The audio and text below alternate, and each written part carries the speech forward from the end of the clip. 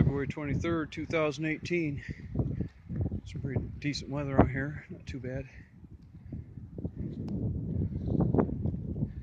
Anyway, the eagles and hawks have been bothering me about putting some food out for them. So there's a buck on the road south of here. Naturally, I did the DNR site for roadkill tag. That's a silly process when you don't have internet. It's on the web. But hanging that deer up there, and it'll give the eagles and hawks something to eat.